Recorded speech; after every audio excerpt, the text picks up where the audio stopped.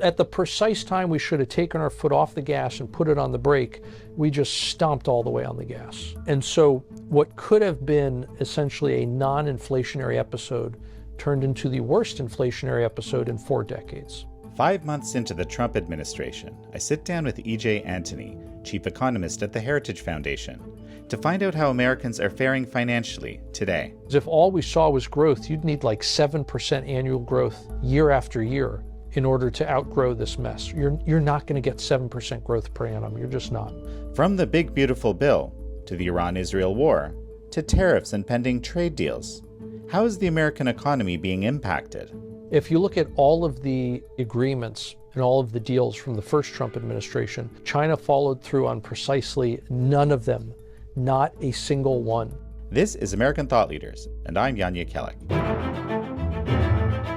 EJ Antoni, such a pleasure to have you back on American Thought Leaders. It's my pleasure. Thank you for having me. Well, we spoke about 9 months ago about the state of the economy, about inflation, about discrepancies between statistics and indicators and reality in the economy. So how have things changed 9 months in with the new administration? It's interesting to see we still have some of those problems that we discussed previously, whether those are problems just with the statistics or problems in the real economy. But it's remarkable how in just a few months we've already seen a tremendous amount of progress, a tremendous amount of change, so much so that it's actually showing up in the macro level data, and we're seeing how it affects people in just in terms of their daily life. One really good example is how, if you look at not just the size of the average American's weekly paycheck, but what that paycheck could actually buy, that fell about 4% from when Biden took office until when he left office. Conversely, under Trump, in literally just the last few months, I mean, he's only been president, right, since the end of January, basically. So just from the end of January to today, that paycheck, that average American's weekly paycheck, not only is it bigger, but it can buy more too, because those wage increases are exceeding inflation. So that's actually increased about 1% now, a little over 1%. So that's a stark contrast, a decline of 4%, an increase of 1%. I mean, it really is amazing what a difference an administration can make. And so what accounts for that? I mean, what accounts for both those changes?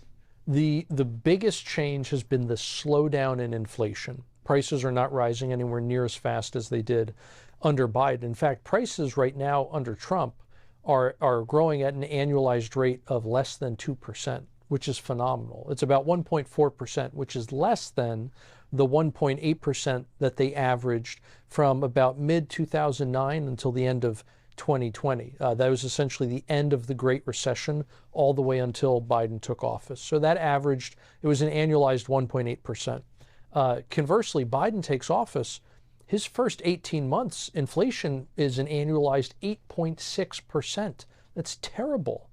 And then for the last 30 months of his term, which was the bulk of it, inflation was well over 3%. It was over 3.5% at an annualized rate. So you contrast that with what is happening under Trump. Inflation has been not only cut in half from that latter portion of the Biden administration, but it's running even slower than it did in the economic expansion before Biden took office. So really tremendous news on that front. We've seen a lot of consumer staples. Not only has inflation slowed down where the price is rising, but not as fast as before. No, some of these things, the price is actually going down. Eggs is a good example. Gasoline is a good example. There are other staples as well, but what we see when we look at the entire landscape, we say, okay, some things have risen a little bit, some things have fallen a little bit in terms of price, but on average, there's been almost no change. There's been only a very slight increase, which is great news considering Biden handed Trump an economy with inflation running at an annualized rate of over 5% from December to January. And Trump has managed to cut that by about 80%. It's terrific. Much of it has to do with energy. The fact that energy production is helping drive down prices so much. And it's not just domestically, but it's also foreign suppliers as well, in part because nations like Saudi Arabia realize if they don't become the marginal producer, in other words, if they don't step up and produce more today, then we'll do it. So they'd rather have the production than us. But whatever the case, it's forcing down energy prices around the world, which has been tremendous for the American consumer because energy affects the price of everything we do and everything we buy. So if you bring down that input, if you will, into other goods and services throughout the economy, then you see prices everywhere start to go down as well. And sure enough, that's what we're seeing today. So a couple of quick things come to mind. First of all, that huge increase in inflation had to do with the sort of massive spending around COVID. So that some of that actually came still from the Trump administration, didn't it? So this is a really, really interesting kind of phenomenon that happens there. What we saw in 2020 was the government printing trillions and trillions of dollars, but most of it didn't get spent. In fact, interestingly, a lot of the money that got handed out to folks, they didn't go out and spend it. First of all, it was hard to find anything to spend money on, right? You couldn't get cars. There were all kinds of things. There were shortages everywhere. There were all kinds of things that you couldn't get. People, for the first time since the global financial crisis, started paying down their credit card balances and en masse. So much so that the interest people were paying on those credit cards just plummeted. And between the decline in the balances and then also the decrease in interest rates, the financing charges went to almost nothing. So what that did was it put actually downward pressure on the money supply, because as you borrow money, that actually creates money. Lending actually creates money, and when you pay back those loans, it extinguishes the money. So can you just explain that a little bit more to me, like how that works? Sure. Yeah. We use what's called fractional reserve banking. Mm-hmm. This is the whole reason that you can get bank runs. Mm-hmm. It's because when you put $1 on deposit in the banker turns around and loans out that money as quick as he can, and to more than one person. And so what ends up happening is you get multiple claims on the same dollar. You're walking around thinking, I own the dollar that's in my bank account. And you do. But it's already been handed out to a bunch of other people in the form of loans. And so if you go and you put $1 into the banking system, it ends up creating about $10. It's the original dollar plus about 9 additional dollars because the money gets lent out. Not all of it. Some of it has to get kept on reserve just in case you do go and ask for your money back. But let's say 90 cents on the dollar gets lent out to somebody else. Well, he spends that money, and then he put whoever receives that money that he spent, they go and put it on deposit in their bank. And 90% of that, or 81 cents, gets lent out. Well, this cycle continues, and you end up with a situation where, again, the $1 that you put on deposit in the bank ended up creating $10 in the banking system. And when the Fed creates money, it works the exact same way. This is why it's so problematic. When the Federal Reserve creates $1 for the government to spend, the government spends it, it goes through the banking system and ends up creating $10. So to give the government a little bit of money to spend, you end up creating a lot of inflation. Conversely, in 2020, because of this very weird confluence of events, people were paying down debt, not taking on debt. And that resulted in a reduction in the money supply, not an increase. And a lot of the money that the Fed created for the government to spend, they basically kept in what you might call a kind of a rainy day fund. They kept it in their cash account at the New York Federal Reserve. This is part of why when we look at the amount of the debt increase under Trump, it's a little misleading. $1 trillion of that increase was literally just cash that the Treasury left sitting in the bank, because they weren't sure in April of 2021 what were tax receipts going to look like. They thought that tax receipts might be terrible because nobody's working in 2020. Now, it turns out tax receipts were fine and they didn't need that money. So the correct move by the Biden administration would have been to simply take all the cash sitting in the bank and retire that extra $1 trillion in debt. Instead, they turned around and spent it. So a big reason why you don't see literally any inflation in 2020 is the fact that the Fed creates all of this money, and then whether you're a consumer or the government, you just keep a lot of that cash on the sidelines. You're not actually using it. It's not really flowing through the economy. Fast forward to 2021. The economy's opening back up. People are feeling more confident. They go out and they start spending all that money that the government's been handing them in 2020. And then in 2021, whether it's ARPA or a couple of the other bills they passed, they gave people even more money that the Fed printed out of nothing.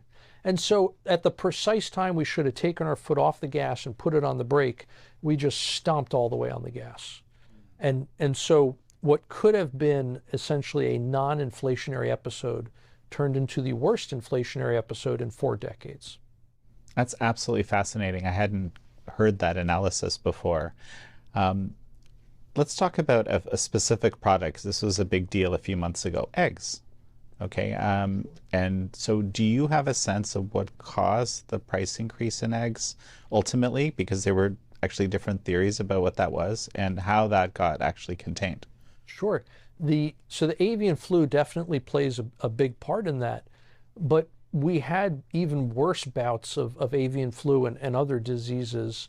We had even worse bouts previous to this, and we never saw this huge increase in the price of eggs. So what did change? The government's response changed. And what we saw at the very end of the Biden administration was this just crazy policy. It's the only appropriate word I can think for it.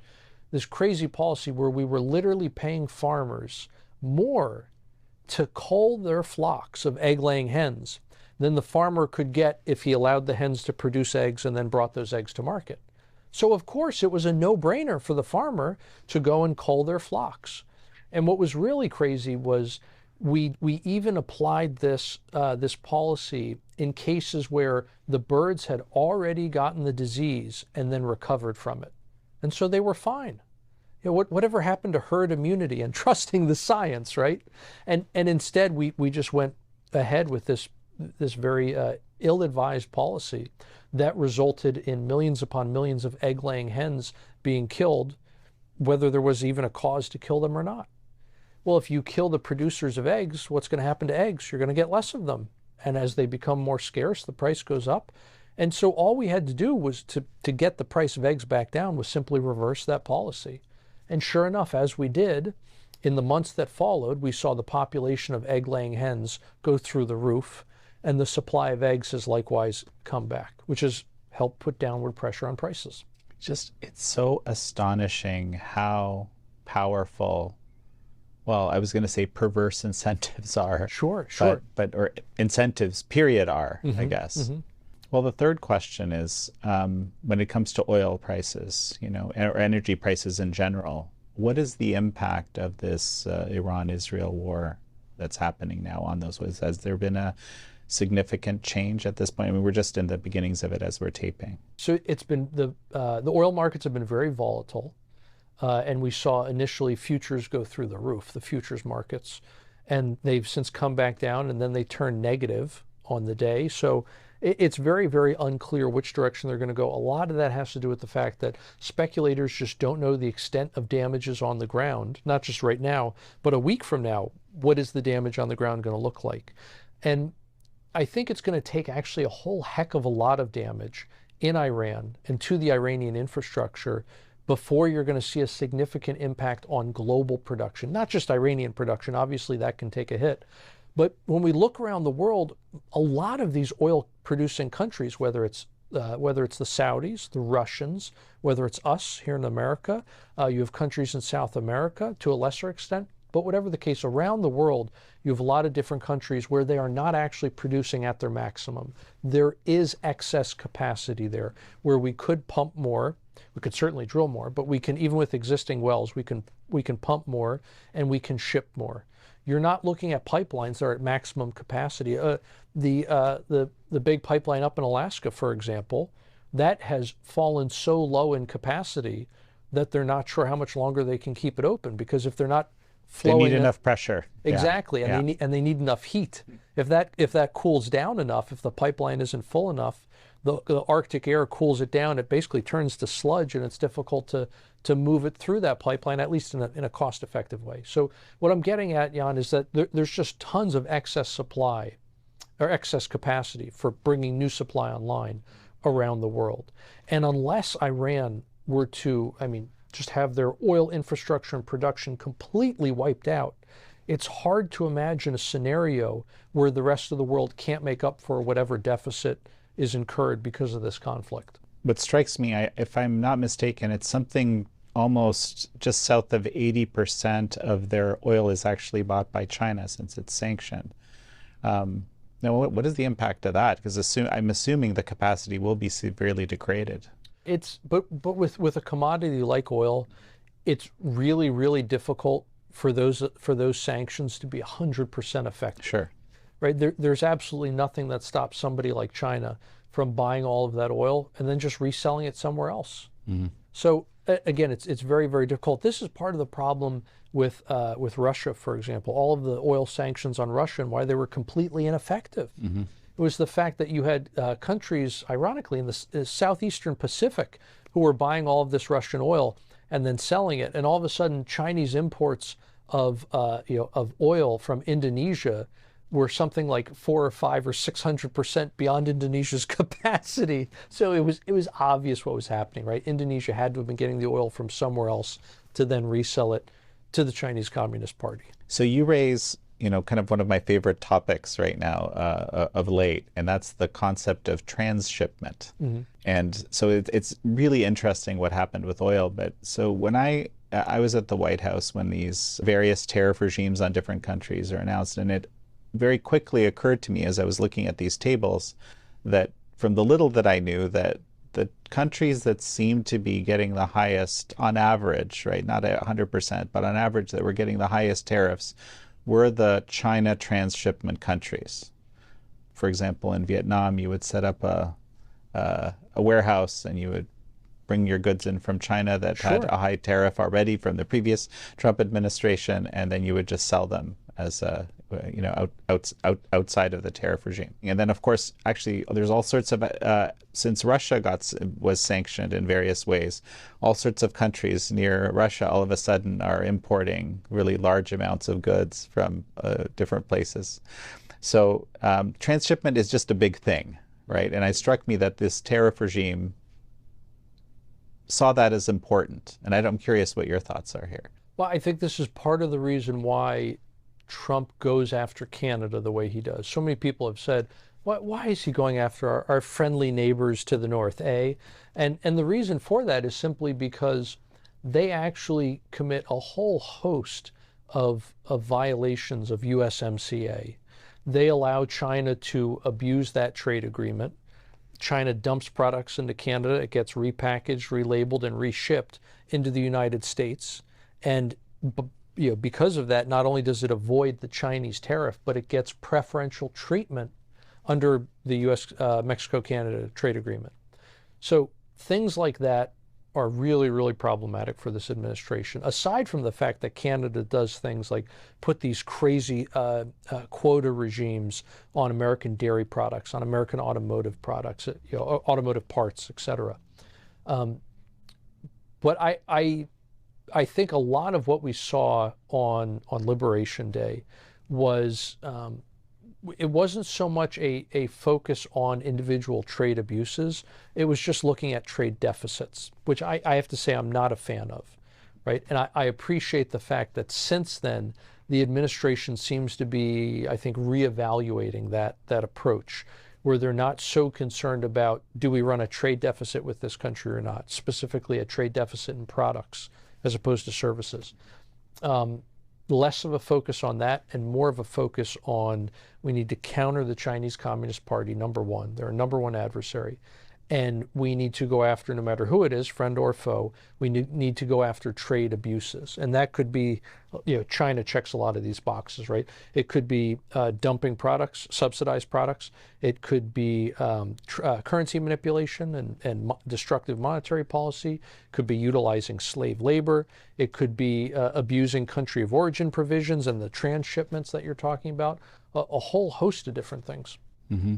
So there is some kind of a deal from what we've heard with communist China as we speak. I mean, the question I keep asking myself, is it possible to even have a deal, in your opinion? Mm-hmm. I mean, I guess my experience of 25 years of watching China tells me that it's impossible to have a good faith agreement with the Chinese Communist Party. Right. But, what do you make of this deal? Two things. The first is that because we don't have any details yet on it, like any real specifics, it's difficult to see how it's different from the status quo. I want to withhold judgment on it from that standpoint. Mm-hmm.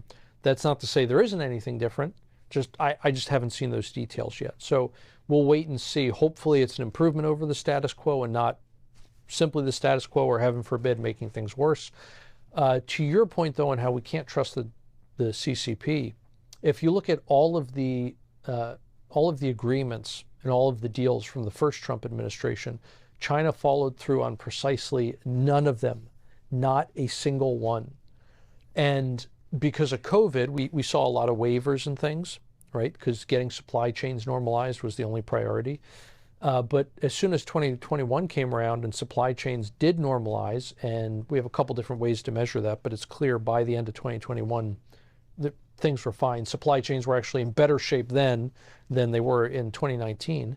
But what we saw was the Biden administration that had no interest whatsoever in actually going after the CCP for any of these violations. And the Biden administration did nothing to enforce any of the deals that were already on the books. So let's talk about samarium, this rare earth metal that's used primarily in defense. It's a bizarre thing that the only place that one could get it would be from communist China. How do you think about that? There's a couple of things. One is simply cost effectiveness. Rare earths, it's an odd nomenclature, right? Because they're not actually that rare. Some rare earths are more common, or just as common as elements that we would never call rare. Something like copper. Mm-hmm. You have rare earths, quote unquote, that are about as common as copper is. The difference is copper, when you find it, it's very concentrated. Mm-hmm. Iron ore, when you find it, tends to be concentrated. Aluminum, same thing. So the difficulty with rare earths is that when we do find them, they are very diffuse. You can have this huge deposit and only a tiny percentage of it is actually the rare earths themselves. They tend to be mixed in with other things. So when we go to... So it helps to not have environmental guidelines that you have to follow, for example. That's a huge constraint, Jan, absolutely huge. But even when you go to a country like Russia, it can be much more cost effective there, even if you have some of those environmental regulations in place. And a lot of that just has to do with the economies of scale. So I think part of the difficulty is China and the US right now are dependent on each other, not in a healthy way, because again, we're adversaries. In a similar way that we were dependent on the Soviet Union for titanium at one point. And that was not a healthy relationship, but it is similar to what you might call, what the psychologists would call a codependent relationship, right? That's not a good thing, the ways in which those two people are dependent on each other. And we are in a lot of ways like that with China still. So it's going to take time to decouple. Even if you don't want to decouple, it's going to take time just to scale back that relationship. There's no quick answer. There's no easy fix for it. Mm-hmm. You know, one of the things I was giving a talk in Poland recently, and they were asking about, the sort of the threat of the EU tariffs, right, which were considerable. I suspect that if, the EU actually also tariffs Chinese goods, so it doesn't open up the flood, basically as the US tariffs came up, all these goods were flooding into the EU and other markets because they're this kind of one-trick pony. The export economy is kind of all they have left right now. Actually, I'd love to get you to comment on that too. Sure, be happy to. But my suggestion was, well, if they, kind of cooperate with Trump's plan to be able to have, leverage using this fact, that they probably go a long way to having their own problems resolved. It's interesting what we've seen where China is already taking steps. I mean, literally, as soon as the tariffs were announced, China immediately began taking steps to try to circumvent them. Mm-hmm. They began devaluing their currency at a torrid pace, where the offshore yuan just kept hitting record low after record low against the dollar.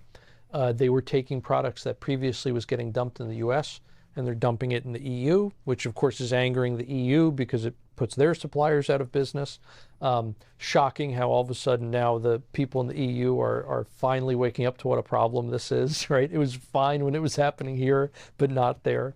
So the impact of the tariffs on China is not going to be as bad as I think a lot of people say.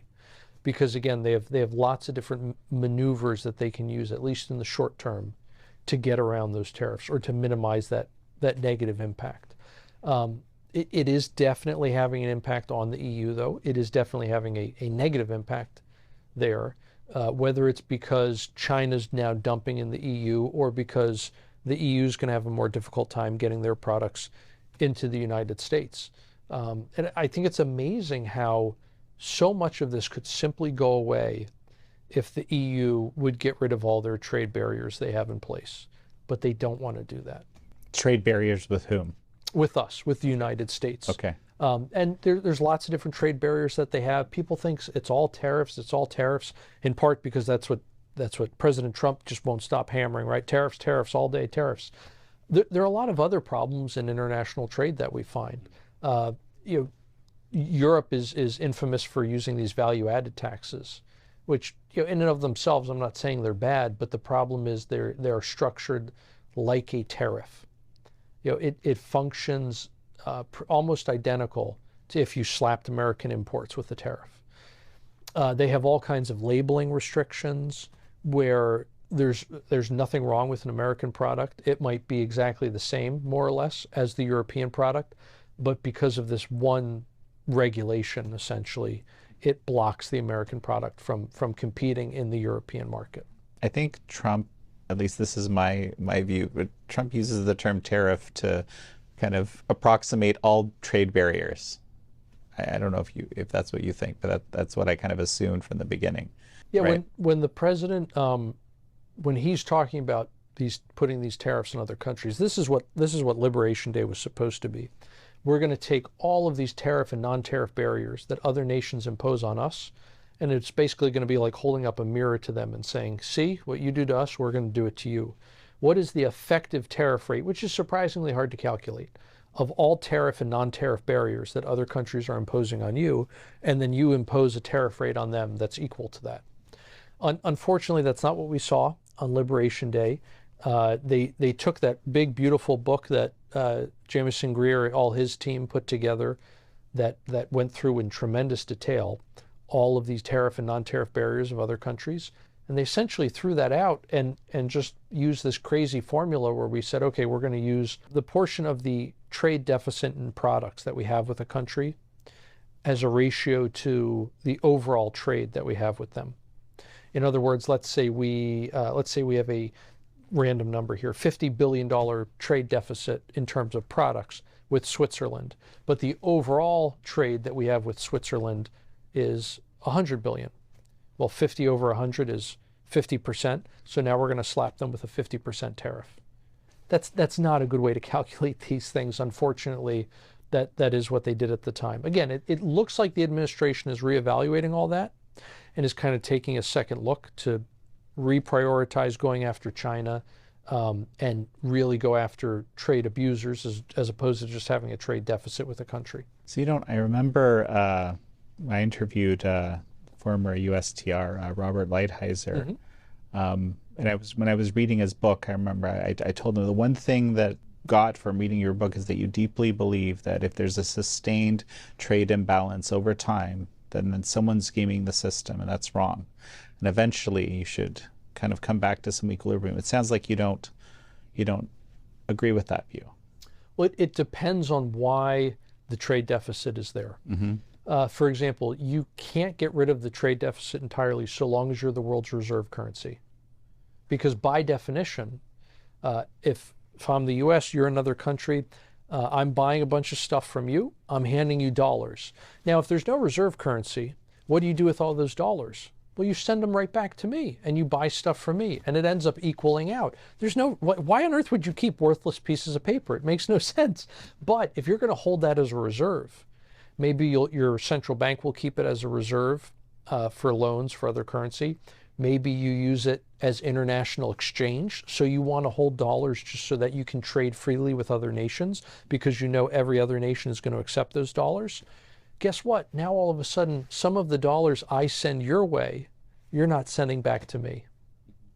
You, by definition, because you have another purpose for that. Exactly. Basically.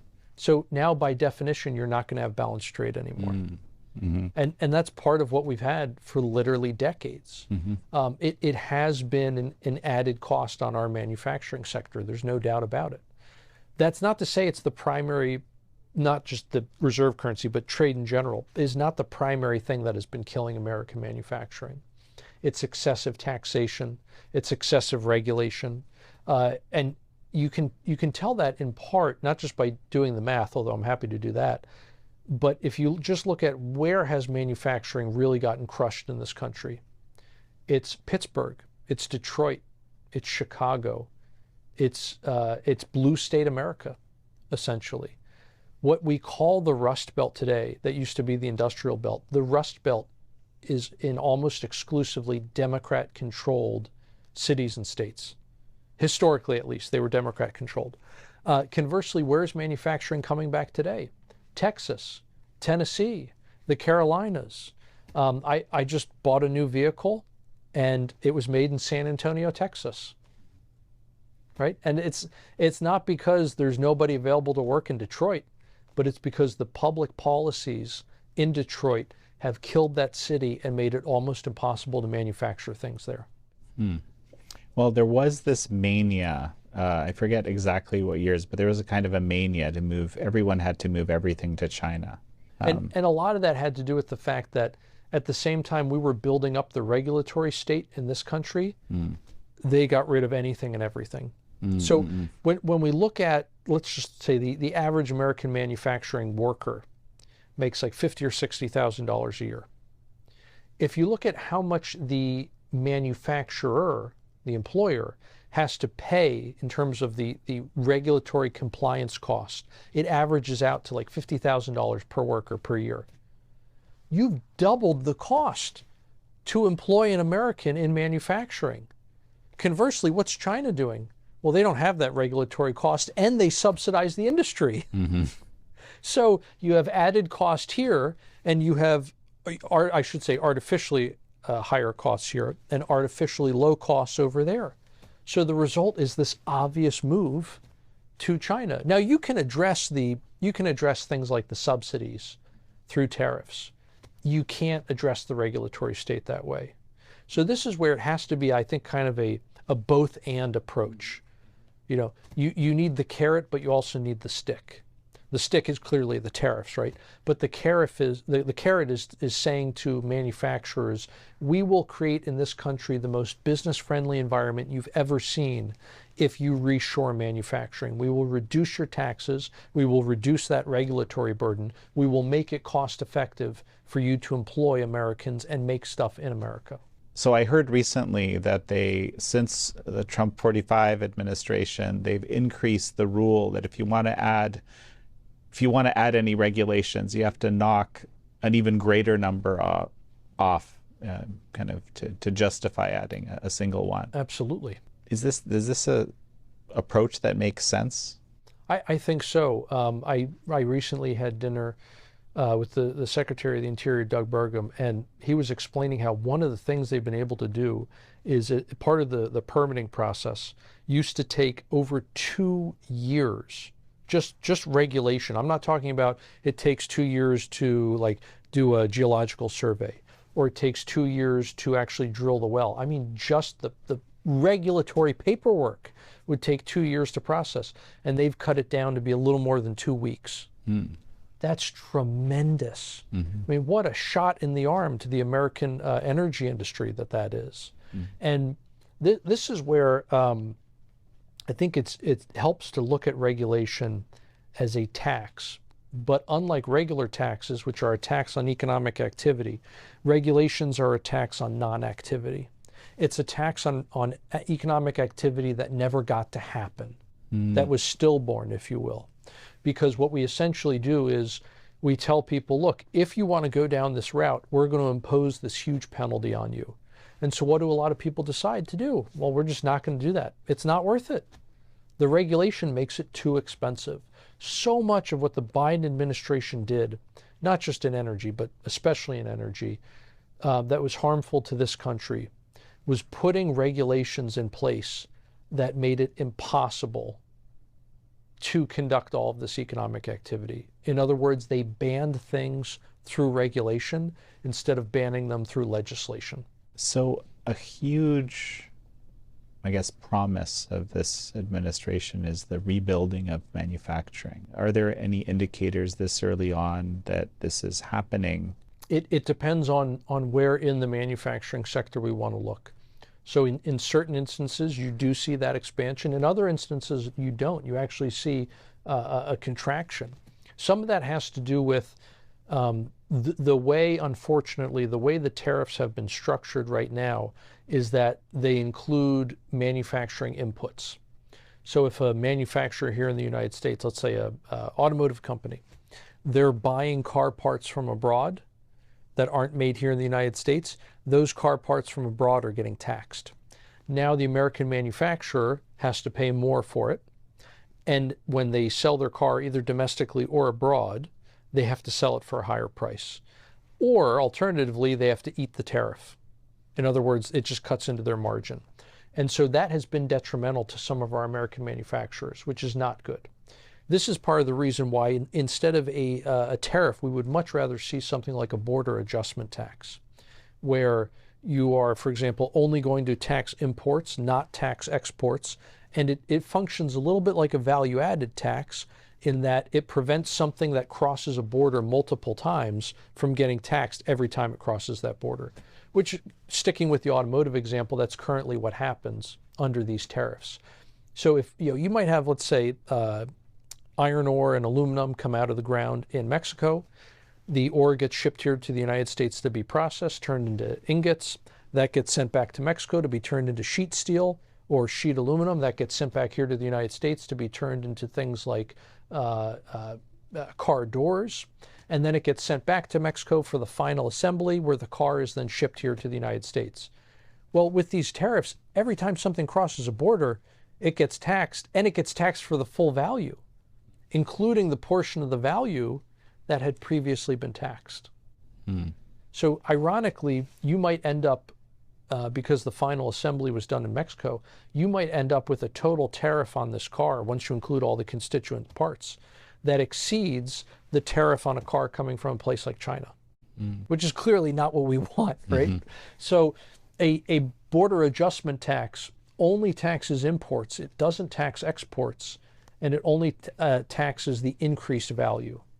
So let's say that that sheet metal that gets sent across the border and then turned into a car door, and then it gets sent back. You don't tax the full value of the car door. You subtract out the cost of the sheet metal. So you're really only taxing the additional value that the Mexican manufacturer put on transforming it from sheet steel into an actual product. So sorry, this is a bit of a tangent here. Well, but it's you're I mean, in a way, it's like a fine-tuned tariff or something like that. Yes, right, and that's really what you need when you have so globalized an economy, right? Where we are so interconnected on all these different countries, and historically that's been a good thing, by the way. Globalism gets a bad rap, and it should, insofar as we don't want the global elites dictating to us how we live our lives. We want to determine that here in the United States. We want to be a self-determining people. That's what every nation should be. And that's where globalism goes wrong. Globalism is, I think, right insofar as it produces tremendous efficiency gains. And when you get economies so intertwined like that, it actually has social benefits, not the least of which is you don't go to war. I mean, a big reason why Operation Barbarossa, where Hitler invaded the Soviet Union, why that ultimately happened, was the breakdown in trade between the two countries. Because before that, the Soviets and the Nazis were each other's biggest trading partners. There were a lot of people in Britain, for example, who did not want to ally with the Soviets because before that alliance, the bombs that were being dropped on London had their origin in the Soviet Union. So it's interesting how if we look back at history, you don't really find any instances where very, very tightly knit trading partners ever go to war with each other. Almost always it's either these nations don't have good trade relations, or the trade relations that they did have were breaking down before a war broke out. Well, so that, to your point, or you have this like, decades long abusive relationship, like the China-US relationship. Absolutely. Right. And again, what we see there, China is the #1 abuser when it comes to international trade. They conduct all kinds of, again, it doesn't matter if it's currency manipulation, the use of slave labor, the intellectual property theft. No one abuses that more than they do, right? And all of these things undermine American manufacturing and the American worker. Let's not forget, when you reduce the demand for American products abroad, you reduce the demand for the work that makes that product. That results in fewer Americans employed and slower wage growth. Oh, this is interesting. I mean, you're telling me, you're kind of suggesting to me that you like these interconnected relationships, even with adversaries economically, because it can actually reduce the likelihood of war. And it strikes me that those have to be done very carefully. Sure, absolutely. Especially when you, again, if we can stick with China, what we see with China is not a healthy trading relationship, right? Because of all those different trade abuses that they've been conducting. And we just literally for, I mean, not just decades, but generations, haven't had a president who was willing to step in and say, this isn't fair. This isn't right. This is unlawful in some instances, like things like IP theft, right? So I think we need to take, and President Trump is already doing this, we need to continue to take a long, hard look at the relationship with China and see what does it look like to normalize that relationship? What does it look like to decouple? The thing is that China under the CCP has been decoupling, but very much on its own terms in a way that's favorable. Right. And while still using the trade relationship for its own benefit. So do you think this decoupling is something that can happen? It can. It would take a very, very long time. And I'm not sure it would be the best outcome. Because again, having no trade at all with a nation like China means they have nothing to lose in the case of something like a war. That's not the situation you want. You want an instance where they have more to lose than you do. That's part of the reason why they have come to the table when it comes to trade negotiations, is in a long drawn out trade war, the nation with the deficit does not lose the most, and that's us. Right? It's the big exporter, China, that has the most to lose. And going back to something you had hinted on earlier, their economy is not in good shape today. Their manufacturing sector has been in recession probably for a while, but it's gotten so bad that the official data produced by the CCP can no longer hide it. It's amazing how, if we want to get accurate numbers, or as close to accurate as we can, on Chinese economic data, we have to do things like look at all of the stuff China is exporting to other nations. In other words, look at all these nations around the world and see what they're reporting in terms of purchases of those Chinese exports. How much are they importing from China? In other words, add all of that up and try to get an estimate, because you can't trust the figure that China is putting out. How is it, for example, year after year for a very long period, China grew at 7% per year every year? Because they announced it beforehand. We intend next year, we plan on growing at 7%. Sure enough, we grew at 7%, mission accomplished, and we're going to do it next year. And they did year after year after year. And then you look at this and you say, that seems implausible, to say the least. And then as you start digging into the numbers, sure enough, you find that things don't quite add up. Why don't you tell me, from your vantage point, kind of the reality of the Chinese economy right now, where these problems lie? They're increasingly encountering population, just demographic issues, where shockingly they somehow didn't realize that things like the one-child policy would drastically reduce population growth. And as often happens with central planning, the right hand doesn't know what the left hand is doing. And so you had people thinking you were going to have this massive population boom and this massive influx out of agriculture and into urbanization. In other words, people moving from rural areas into cities. I mean, China literally built whole cities, and there's no one to live in them yet. This infrastructure is literally falling apart. They have a real estate, both residential and commercial real estate crisis right now. The government is essentially just buying debt out of the private sector to try to keep things afloat. They're buying stocks to try to keep equity prices afloat. They're in very, very rough shape. And the only thing that really keeps them going, as you said, this massive export market that they have, this huge portion of their economy, as we and the EU and these other nations continue buying from China, it's continuing to keep that churn going. But absent that, I think the whole house of cards falls apart. Now, I mean, there are other issues that China is running into as well, whether it's energy markets or other things, but population has been a huge, huge problem for them. It's so interesting that, you mean, in your view, you think population is the biggest issue? So it's like this self-inflicted wound, as is often the case, I suppose. Whether or not it's the biggest issue, that's a tough one to answer. There are other big contenders, right? Like the complete and total lack of freedom that people have in China, the fact that they can't be self-determining, the fact that so much is dictated to them, and that results in a tremendous waste of resources, because they're not the government there is not allowing the private sector to dictate capital should flow here or here, people's work should go here or there. It results in a lot of waste. You also see a lack of accountability.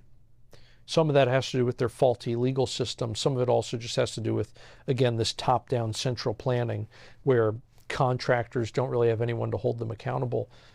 Thank goodness in some instances that these cities are completely unoccupied, because there's been a tremendous amount of footage that has been leaked out of the country of things like a skyscraper just toppling over because the contractor who did the concrete did a very shoddy job, shall we say. Very similar to the kinds of things we saw in the Soviet Union, right? Where it became, even within the Soviet Union, it wasn't just Western propaganda, even within the Soviet Union, the Soviet people themselves were incredibly disheartened with the quality of work that was done and the quality of products that you could buy, because nobody had any incentive to ensure that quality. Fascinating. Let's come back to the United States. And, you know, we have a big, beautiful bill here in the U.S. that's, you know, being worked on both in the House. There's rescissions at the moment that are, you know, being proposed and are being debated. And then there's questions about what the Senate will do. Give me a picture of where things, and there's, of course, there's a ton of criticism of this bill, but the administration and many members of Congress are determined to get it passed. So where do things stand? So right now we're waiting on the Senate to make whatever changes they want. It's clear it's not going to pass as is through the Senate. So the question just becomes, is the Senate going to make just a little bit of change, or are they going to make a lot of change to the bill? I'm thinking they might make quite a few changes. It's not as if they're going to scrap it and rewrite the whole thing, but I think some pretty substantive changes for a couple of reasons. One, the massive increase in the state and local or SALT tax deduction. That state and local tax deduction, it has certain constituencies in the House. Can I jump in? Sure. Why don't, for the benefit of those who are not kind of in the know, what is this bill? Oh, sure. So this is essentially, it's what we call a reconciliation bill. And it's basically trying to finance the government for a decent period of time. And it looks at a 10-year budget window. Simply because those are the rules. We use a 10-year budget window. And because it's reconciliation, it's not regular order, it can pass through both houses with a simple majority, so you don't have to worry about that 60-vote filibuster in the Senate. But it comes with a lot of caveats. For example, we can't be making changes to discretionary spending. We can only be looking at mandatory spending. If you do change spending, if you do change taxes, it has to be neutral over that 10-year budget window that we mentioned. So it's pretty constrained. And this is where, when guys like Elon Musk get very angry the bill doesn't cut enough, he's got a point. But you also need to understand there's a lot of spending that's off limits in this bill. You can't cut it no matter how much you want to. That has to be done either through regular order or the rescissions packages, which we can get to.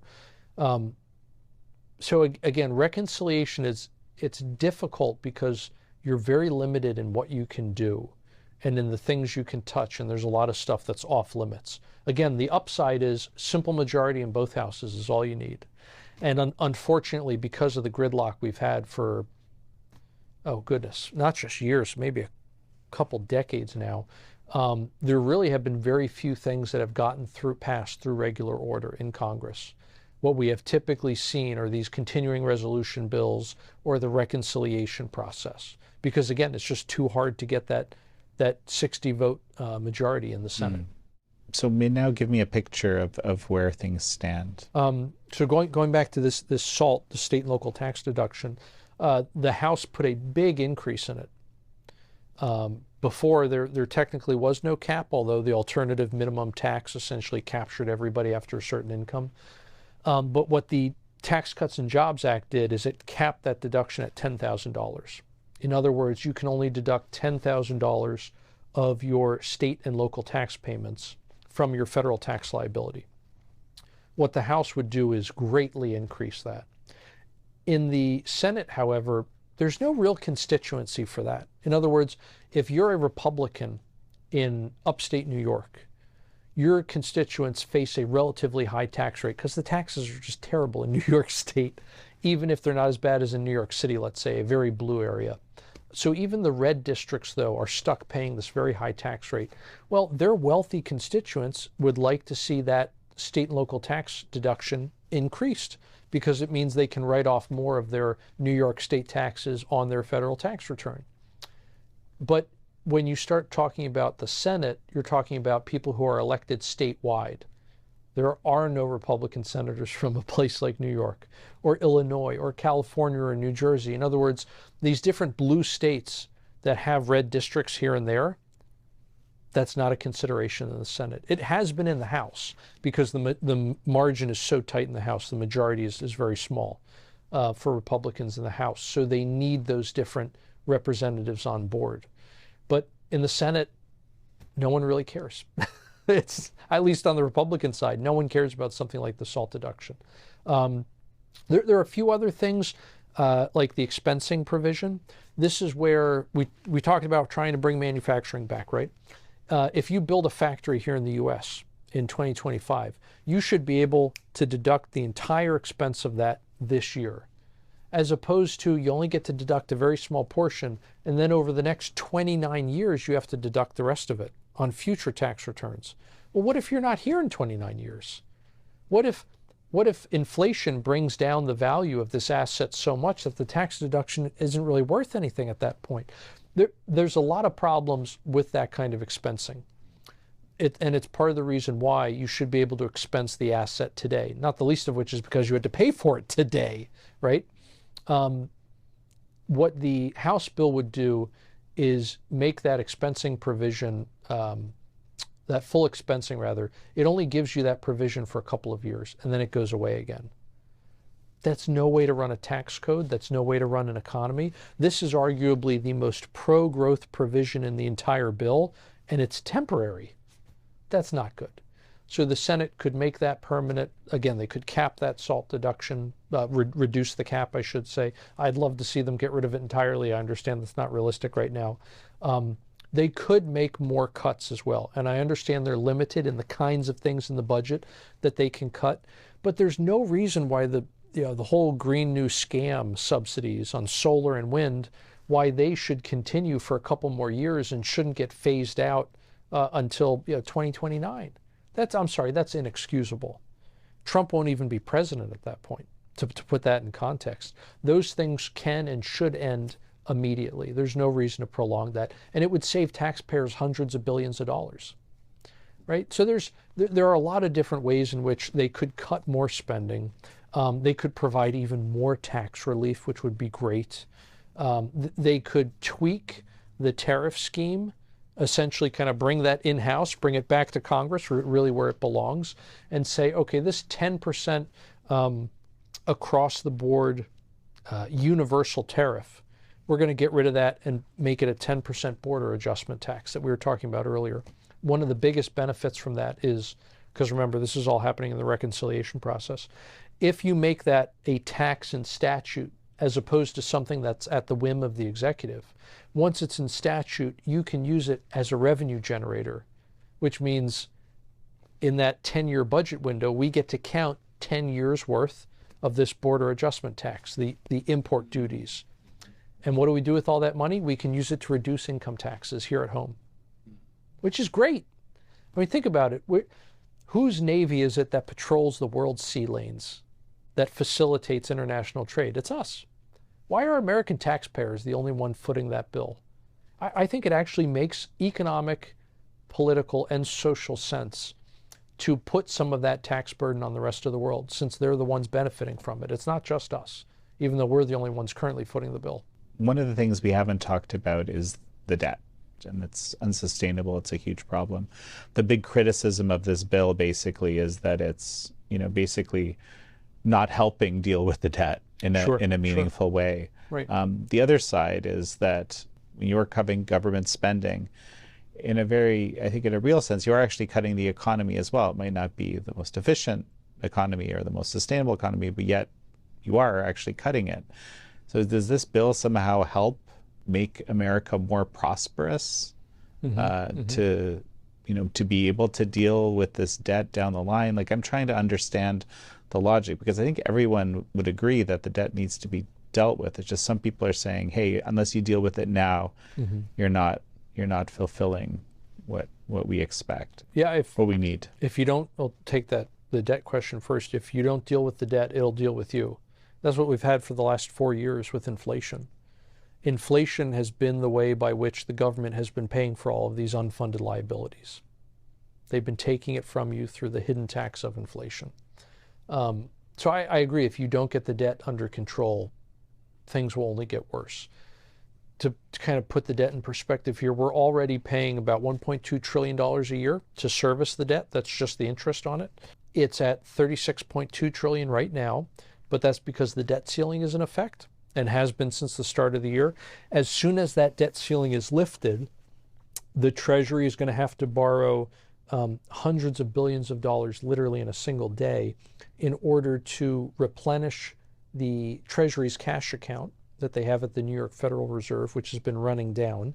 It'll probably run dry sometime in July, maybe like July 28th or 29th, looking at the latest numbers. So they need to replenish that. They'll have to borrow easily over $500 billion to do that. They also have to reverse all of the extraordinary measures that they've taken. So when the Treasury is in these tight situations, what they do is any money that doesn't have to go out the door, they don't let that money go out. For example, if there's a trust fund that the government is supposed to be paying into, like Social Security, they can put all those payments on pause and then just use them to pay daily bills that are coming due. All of that has to be undone, which again is hundreds of billions of dollars. So what I'm getting at here, Jan, is the fact that by August, maybe September, let's say September, the debt's going to be $38 trillion. Meanwhile, yields are pushing 5% on the debt. Not just the short-term, the bills, but also the long-term debt, the bonds. The 20 and the 30-year bonds are both getting close to or at 5%. You look at 5% of 38 trillion, and pretty soon you're going to be pushing about $2 trillion in interest costs just to service the debt. So now all of a sudden you're in this kind of downward spiral, if you will, where you are borrowing not only to pay today's bills, but you're also having to borrow to pay today's interest. And so the debt grows at an exponential rate, and investors see this and say, you're not going to be able to pay this debt back. I want an even higher yield on treasuries in order to provide me a cushion for when this eventually goes bust and there's a default, either an explicit default or an implicit one through inflation. And that only accelerates that downward spiral. So absolutely, the debt has to get dealt with sooner or later. The way you deal with it is twofold. Some people have said, well, we just have to grow our way out of it, right? You can't. It's too big. Go back to 2019. I would have given you a different answer. Yes, I think you could have grown your way out of that. You can't today. It's too big. You can't simply grow your way out of the problem. What's happened is, federal finance is actually remarkably similar to family finance. What's happened today is kind of like a family that has gone so deeply into debt, their interest bills every month on credit cards, on their mortgage, etc., now exceeds their ability to pay. And now they're at a point where they're having to, let's say, get new credit cards to do balance transfers to try to cover the interest because they can't make the finance charges. What does the family do? Well, two things. As Dave Ramsey says, you got to get a bigger shovel to dig yourself out of the mess. In other words, you need more income. That's the economic growth. But the other thing is you need some austerity. You have to start cutting expenses. You just have to. You have to start reducing government spending. Now, fortunately, we're seeing both of those, which is great news. Because if all we saw was growth, you'd need like 7% annual growth year after year in order to outgrow this mess. You're not going to get 7% growth per annum. You're just not. Even Reagan, as great as he was, he managed, I think it was like 12% growth for a year and a half, for 18 months. But then growth went back to much more sustainable levels, 3%, 4%, whatever the case may be. You're not going to get 7% growth out of this. What have we seen so far under Trump? We've seen a lot of policies that will push growth higher. That's great, especially on the deregulatory front. Phenomenal news there. On the spending side, in the first quarter of this year, government purchases, when we look at the GDP report, government purchases actually went down. So that what you were saying earlier, and this gets to your other question on something like the size of the economy, if we reduce government spending, don't we shrink the economy? On paper we do, but that's just because of how we measure the economy. We take consumption and add it to investment, add it to our net export position, which is exports minus imports, and then we also add government purchases, what we usually call government spending, although that's technically a broader category because it would include things like welfare transfers. But just looking at what government itself purchases, that went down in the first quarter for the first time in years. That's great. That's exactly what we need. But it shows up in the statistics as a reduction in GDP. So under Biden, what happened? We continuously saw the government spending lots of money it didn't have, so it was borrowing, and it made the GDP number look bigger and bigger and bigger. So it looked great on paper. But if we actually look at the things that matter, how is the average American doing? What is the typical American household? What's their financial situation look like? All of those statistics went downhill under Biden. I mean, by almost any measure in 2022, we were in a recession. Again, the average American's personal financial situation deteriorated that year. But the official statistics said the economy kept growing, right? One of the things I really like to look at is what can the average American's weekly paycheck buy? This is something we've talked about this before, right? Under Biden, not just the size of the paycheck, but what it could buy went down. And that happened because prices were rising faster than income, significantly so. Almost 20% wage growth under Biden was not enough to keep up with how fast prices rose. And so what the average American could buy with their weekly paycheck shrunk about 4% from when Biden took office until when he left. Conversely, under Trump, what the average American's weekly paycheck can buy is now up, I think about 1.3%, given the latest numbers. But that has happened in 4 months. I mean, that's tremendous. What a reversal of economic fortunes for Americans. And it's because we have reversed the economic policies of Washington. Now, kind of getting back to the other question you had, does the big, beautiful bill, does it do that? It helps. It does not go far enough. Again, I hope the Senate can make improvements. But even if they do make improvements, I think we will need further action, both on part of the executive and on the part of the legislature. We will need further action to improve things further.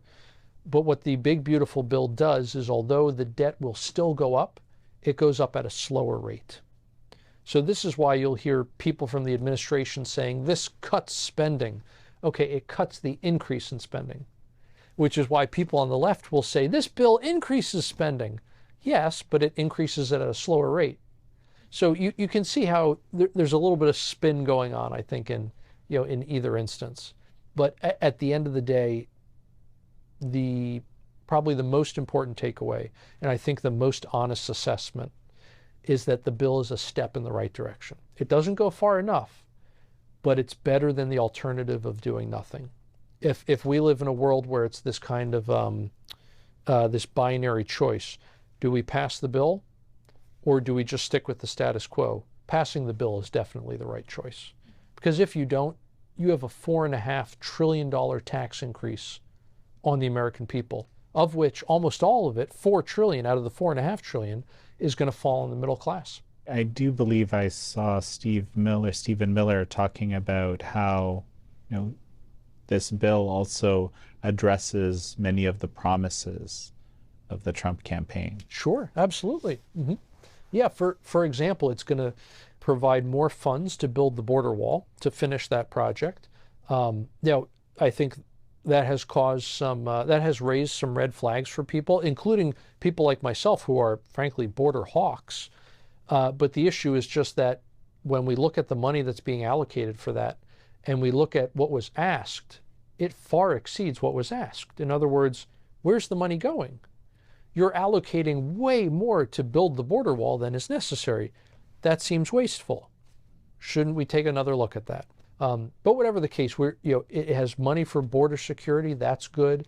It's going to take over 1 million illegal aliens off of Medicaid. That's phenomenal. I mean, anything we can do to really tighten up the disaster that is our social safety net in this country is a great thing, especially when it means getting illegitimate beneficiaries out of the system. It reminds me of what went on with Doge, where they found all these people in Social Security, millions of people who are so old they couldn't possibly be alive anymore. People in excess of 120 years old. Every time you remove an illegitimate beneficiary from the Social Security system, you prolong the solvency of the trust fund, which ensures that legitimate beneficiaries will continue to get their check for a longer period of time. These common sense measures, like getting illegal aliens off of government assistance, is phenomenal news. The last thing we want is people to be able to break our laws, get into our country from an unsecured border, and then live off the taxpayer dime. I think one of the maybe problems we've had is we don't look at second order effects of policies. Like, for example, you can say to yourself, well, it's a compassionate thing to let people through that, need it for economic reason or, actually much more serious reasons in some cases. But that obviously has this other impact that, for example, makes the social safety net insolvent or more insolvent. And right. Has that. Have you given that thought? This is just what strikes me listening to what you're saying. Especially in the context of illegal immigration. Because so often we see these different, it could be academics, it could be think tanks, all kinds of groups will put out these estimates of the different dollar benefit that we get from having all these migrants here, right? And sure enough, they're always half-baked analyses where they love looking at the benefit side of the equation and never the cost side. In other words, they say, look at all the people who come to this country and work here and all the good that they do. What about all the people who come to this country and don't work, who live off the dole? I mean, this was one of the biggest abuses of the Biden administration, where you have a lot of programs, Jan, that although the federal government pays for them, so they're paid at the federal level, that's where the funds come from, they're administered down at the state level. And although it's illegal for California to be handing out Social Security numbers, for crying out loud, to illegal aliens and enrolling them in all kinds of welfare programs, they've done it anyway. And the Biden administration just turned a blind eye to the whole thing. It's finally getting cracked down now under the Trump administration. But if you ignore the social safety net costs, illegal immigration looks like a winner. And then what about the fact that these people are driving on roads and not paying for them? Their kids are in school systems that they're not paying for. They're going to hospitals for health care that they're also not paying for. In other words, they impose costs all over the economy. and they don't actually pay for these things.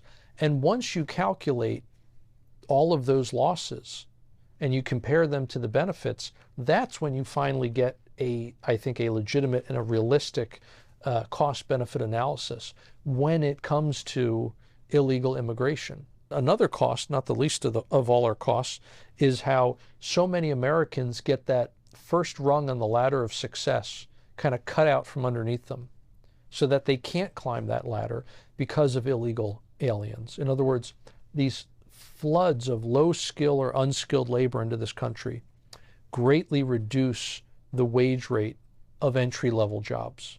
You know, look, some economists get very mad at me when I say this, but at the end of the day, the labor market is a market. It's in the name, for crying out loud, right? The labor market, it abides by the rules of supply and demand, like every other market does.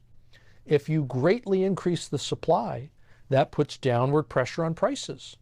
Well, what's the price in the labor market? Well, we just call that wages. It's the price of your labor. So if you have this huge influx of low skill or unskilled labor, then the market for low and unskilled labor, which would be entry-level jobs, essentially, right? Which we all had them at some point. That's why they're called entry-level. It's where we all start in our careers. All of a sudden, those jobs become so deeply unattractive to Americans that a lot of them never even bother. Especially when you've seen the expansion of welfare that we've had the last several years, not just in terms of the amount of welfare you can get, but also who is eligible for it. It's been an expansion in both directions. It's not just greatly increased costs for taxpayer, but again, it has caused millions of Americans to just give up and leave the labor market.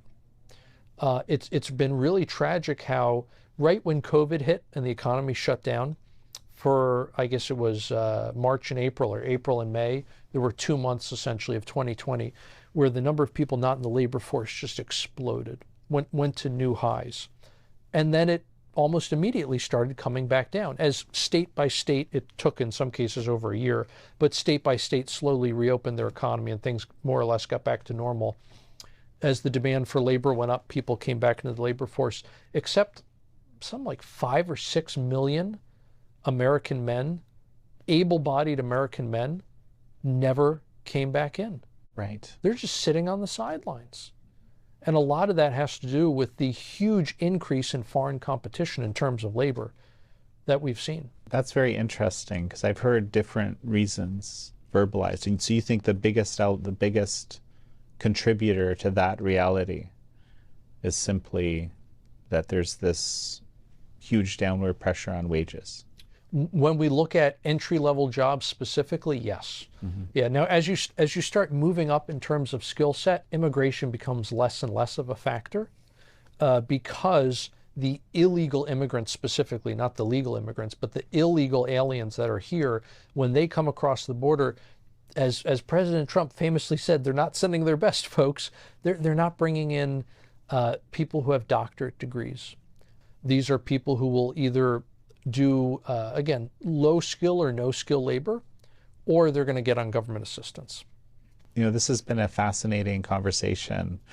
Any final thoughts as we finish? I think one thing, Jan, going back to something you had said earlier on how this reduction in government spending, right, makes it look like the economy is shrinking.